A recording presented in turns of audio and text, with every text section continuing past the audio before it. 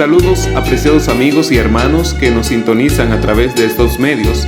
Les habla su amigo y pastor Javier Zorrilla. El estudio para hoy se titula En vez de esconderse.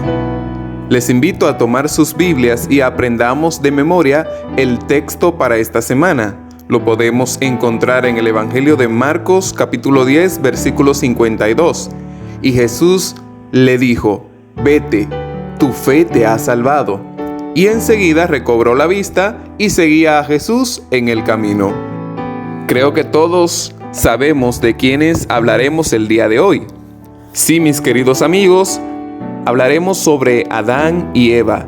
Y es que son aquellos personajes que al escuchar la voz del Señor se escondieron. Y por las razones que hablamos el sábado, por la vergüenza que les causó su falta o sus pecados.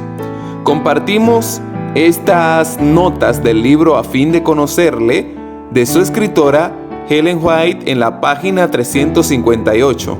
Aquí ella expresa que el Señor vio a Adán y a Eva cuando tomaron la fruta del árbol prohibido. Cuando se sintieron culpables, huyeron de su presencia y se ocultaron. Pero Dios los vio. No pudieron ocultar su vergüenza de sus ojos. Cuando Caín mató a su hermano, pensó ocultar su crimen negando lo que había hecho. Pero el Señor le dijo: «La voz de la sangre de tu hermano clama a mí desde la tierra».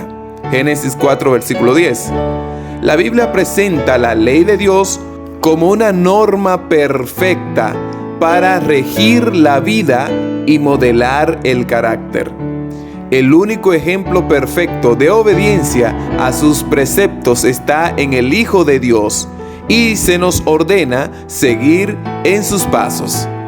Cerramos la cita aquí. Si podemos notar, el Señor, después de Adán y Eva haber pecado, el Señor les hace la pregunta: ¿dónde estás? ¿Sabía Dios dónde estaba el hombre? Sí. ¿Sabía lo que había hecho? Sí. De igual manera, de igual forma, cuando Caín mata a su hermano Abel, Dios lo intercepta con una pregunta: ¿dónde está tu hermano Abel? ¿Sabía Dios lo que había sucedido? Sí. ¿Sabía Dios lo que pasaría? Sí. Entonces, ¿por qué la pregunta?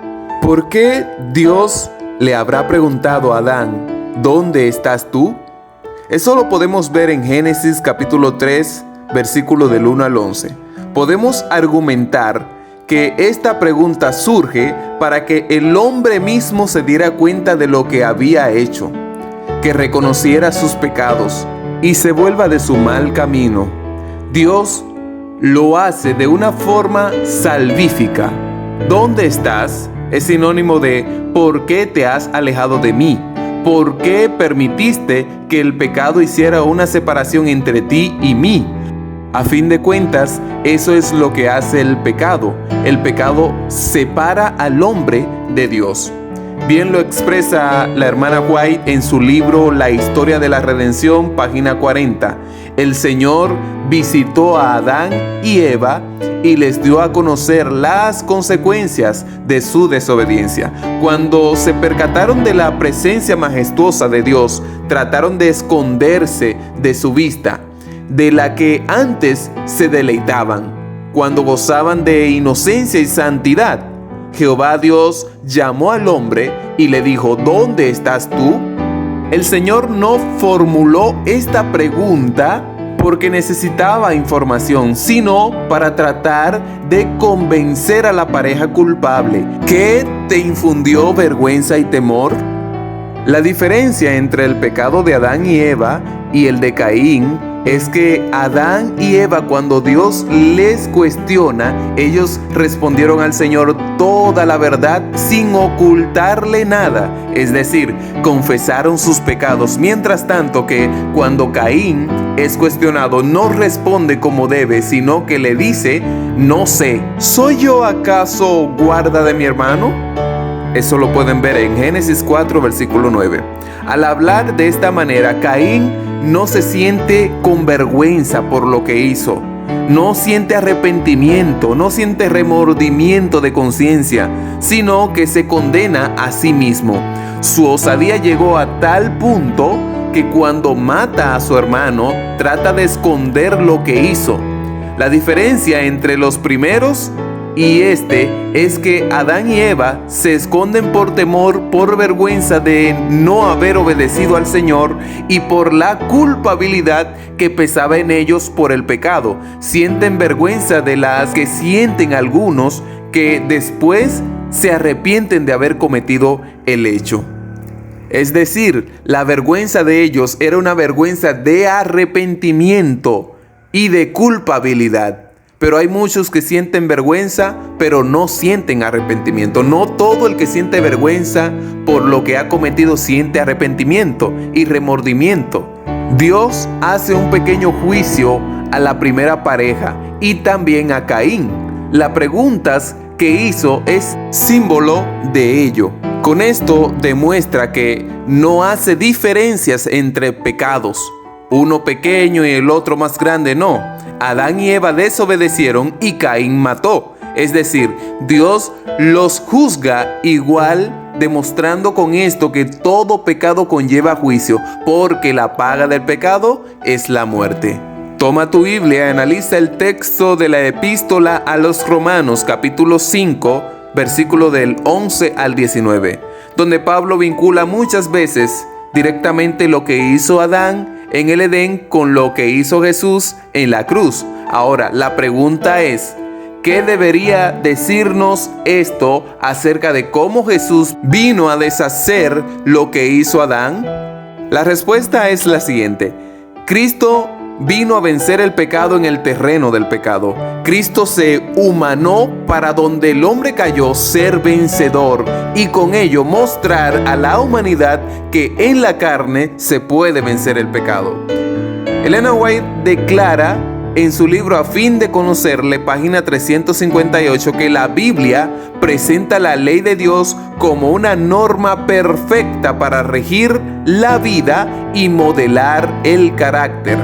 El único ejemplo perfecto de obediencia a sus preceptos está en el Hijo de Dios y se nos ordena seguir en sus pasos.